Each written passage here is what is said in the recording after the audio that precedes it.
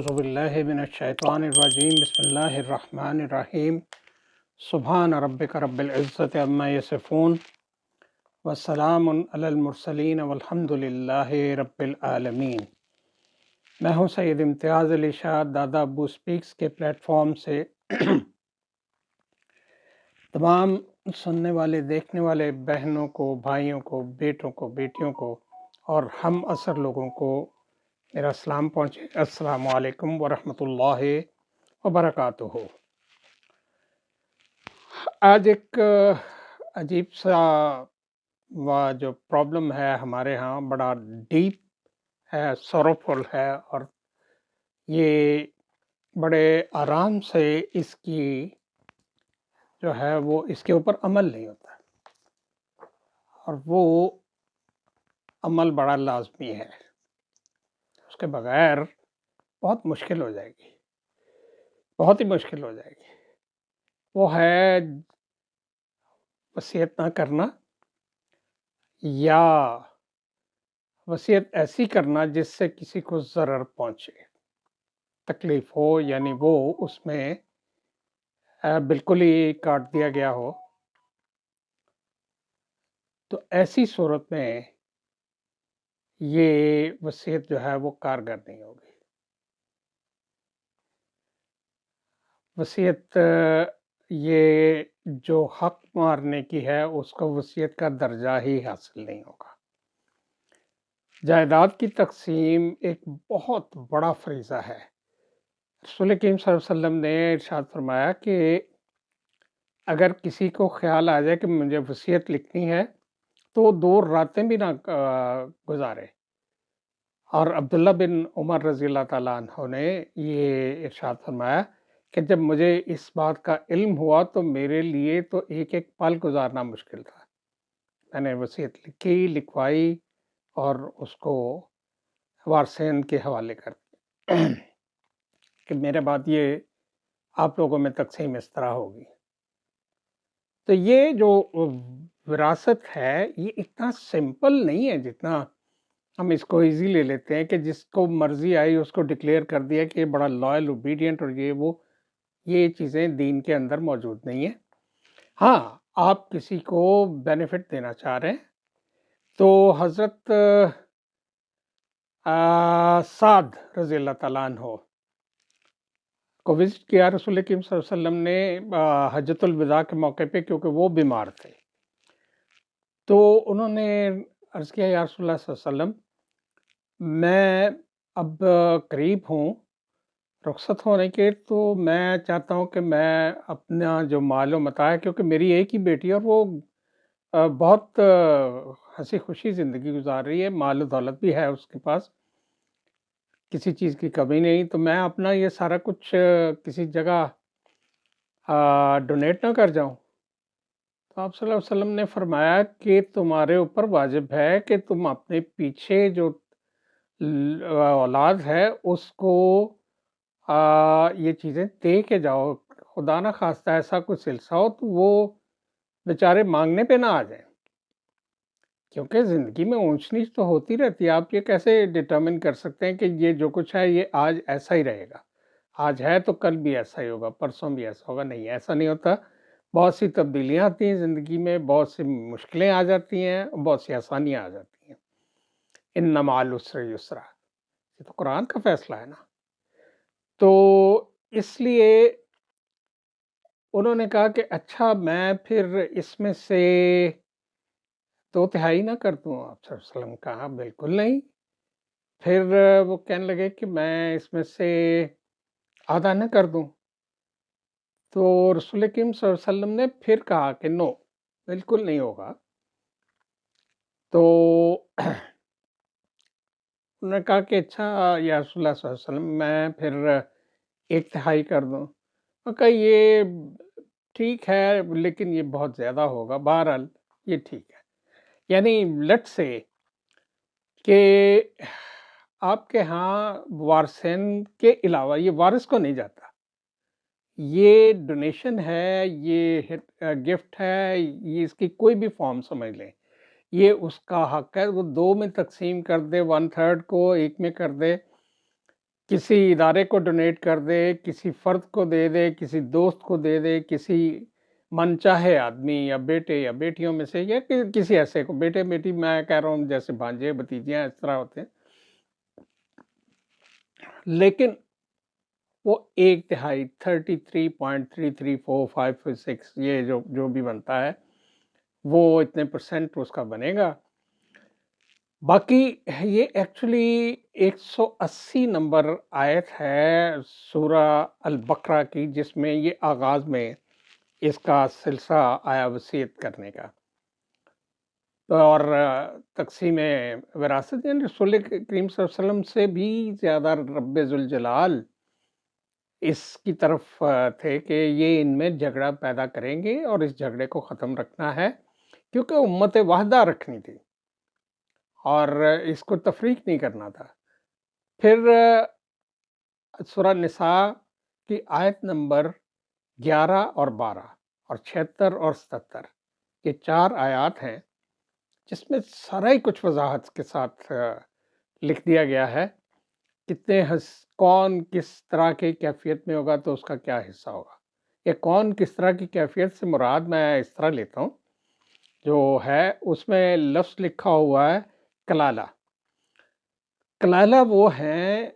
جن کے نہ باپ ہو نہ آگے اولاد ہو، یعنی ماں باپ ہی نہیں ہے اولاد بھی نہیں ہے،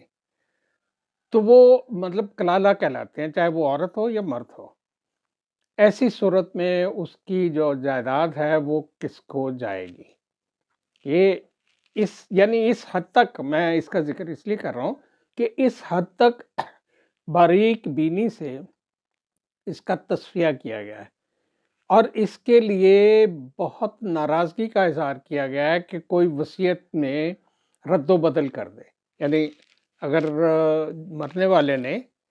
کوئی وصیت کی ہے کہ یہ 1/3 جو ہے، چونکہ اس کا رائٹ صرف 1/3 کا رہ گیا، یہ 1/3 جو ہے وہ فلاں فلاں فلاں کو دے دینا، یا فلاں کو صرف دے دینا۔ اب وہ جو بعد میں لوگ ہیں وہ کہیں نہیں نہیں، یہ دیکھو یہ بیٹے بیٹیوں کو تو جو مل رہا ہے وہ تو اس لحاظ سے بڑا کم رہ جائے گا، تو اصل حقدار تو وہ ہیں۔ یہ کہاں سے ان کا دوست آ گیا بیچ میں، یا کہاں سے یہ دوست کا بیٹا لے آئے، بیٹی لے آئے، یا فلاں ادارے کو دے دو، وہ یہ نہیں ہو سکتا، وہ اس کو تبدیل کرو اور ان کو دو۔ ایسی صورت میں جو کرنے والا ہے وہ گناہ گار ٹھہرے گا، واجب وہ جواب ہو جائے گا، اور جواب ہمارے پاس کوئی نہیں ہوگا، یہ ذہن میں رکھ لیں، بڑا سخت مرحلہ ہوگا۔ ہم یہ دعا کرتے ہیں یا رب العالمین ہمیں سوال و جواب کے بغیر ہی گزار دینا، کیونکہ سوال و جواب میں تو پڑھ گئے تو بس پڑھ گئے، پھر تو یہاں کے امتحان نہیں پورے ہوتے، وہاں تو آپ کسی طرف دیکھنے کے مجاز نہیں رہتے۔ یہ ایسا شدید ہے معاملہ، میں ذاتی طور پہ آپ کو کلیئر کر دوں، میں یہ سبجیکٹ سے بہت پہلے، تقریباً 1 سال ہو گیا، میں نے اپنے جو وصیت تھی وہ تحریر کر کے وہ اپنی بیٹی کو میں نے دے دی، اس کے ساتھ کچھ اور چیزیں بھی کہ یہ یہاں یہ اس کی روشنی میں کوئٹہ کی فلاں عدالت نے یہ فیصلہ دیا ہوا ہے، فلاں نے یہ کیا ہوا ہے، اس طریقے سے اس کو سپورٹنگ لیول پہ بھی دی، اور میں نے اپنے دوسرے بچوں کو کہا تھا کہ میں جیسے ہی اس قابل ہوتا ہوں کہ میں بیٹھ سکوں، اب میں بیٹھتا تو ایکچولی اس وقت ہوں جس وقت میں یہ کرنا ہوتا ہے، یا اس کی تیاری کے دوران، اور پھر میں میڈیسنس لیتا ہوں تاکہ پینس وغیرہ تھوڑی سی رفع ہو جائیں تو میں پھر اس طرف آؤں، لیکن میں ان سے کر تو نہیں سکا، لیکن ان کو اطلاع دے دی کہ میں نے یہ لکھ دیا ہے، یعنی ایک شرط تو پوری ہوئی۔ اس دوران میرے پاس ایک ذہن میں ایک عجیب چیز آئی،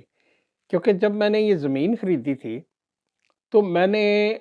ہاف پورشن زمین کا اپنی مرحومہ بیوی کے نام لکھا تھا ایز اے گفٹ، کیونکہ میں اس کو گفٹ تو کوئی بھی دے سکتا ہوں، کوئی بھی شخص اپنی بیوی کو گفٹ دے سکتا ہے، تو میری دیکھا دیکھی اللہ کا فضل ہے، میرے والد صاحب نے انگلینڈ میں اپنے مکان میں اپنا حصہ نکال کے میری والدہ کے نام وہ حصہ کر دیا۔ تو یہاں پہ بھی جو مکان انہوں نے بنایا اس میں آدھا میری والدہ کے نام تھا۔ تو مجھے بڑی خوشی ہوئی اس چیز سے کہ ایٹ لیسٹ چلو گڈ فٹ اسٹیپس ہو گئے، جو ہمیں فالو کرنے ہیں وہ انہوں نے فالو کر لیے، اور لیکن ایک اچھی چیز ہے۔ مجھے ایکچولی اس کا ذکر کرنے کی ضرورت اس لیے پیش آئی کہ میں نے اس میں ٹوٹل سارے رقبے کے اوپر جو مکان ہے اس کے مطابق اس کی تقسیم کی تھی 1/3 کی۔ بعد میں مجھے خیال آیا کہ مرحومہ تو جا چکی، میں مجاز نہیں ہوں ان کی مقام پہ رہ کے کوئی کام کرنے کا، انٹل انلیس وہ مجھے جاتے وقت کوئی اتھارٹی دے گئی ہوتی۔ نہ انہوں نے وربل دی، تو ویسے ہی آخری جو ایام تھے ان کے، میں اپنی جگہ عجیب سی کیفیت میں پڑا رہتا تھا، اور ان کے ساتھ میری جو ملاقات ہوتی تھی وہ نارملی، میں ان دنوں آفس بھی جاتا تھا اس لیے کہ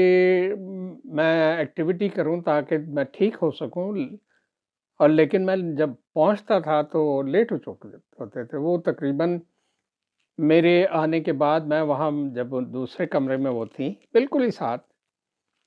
لیکن مجھے اس لیے باہر کے کمرے میں رہنا پڑا کہ کوئی پٹی کرنے والا آئے گا، کوئی زیارت کرنے کے لیے آئیں گے، زیارت سے مراد ہے وزٹ کرنے کے لیے، میری ویسے یہ کوئی زیارت کرنے کا کوئی میرا وہ مسئلہ نہیں ہے یا مقام بھی نہیں ہے۔ تو وہ اکثر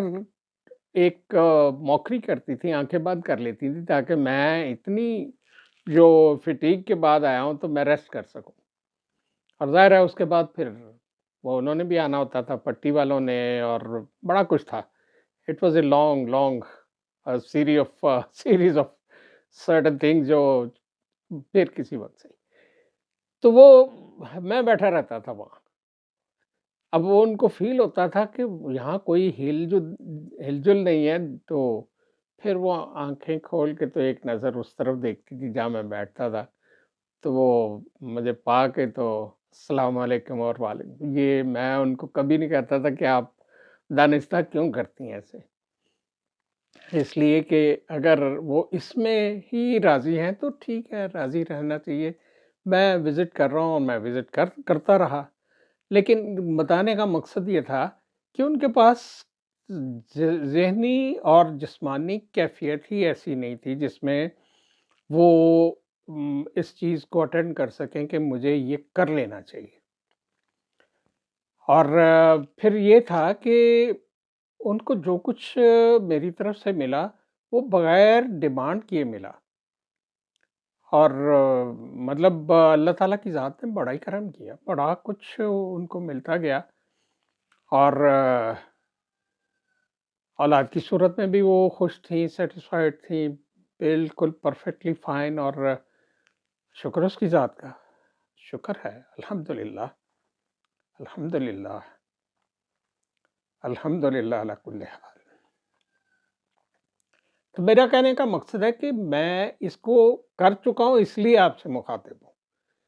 کیونکہ رسول کریم صلی اللہ علیہ وسلم کے پاس ایک بچہ لایا گیا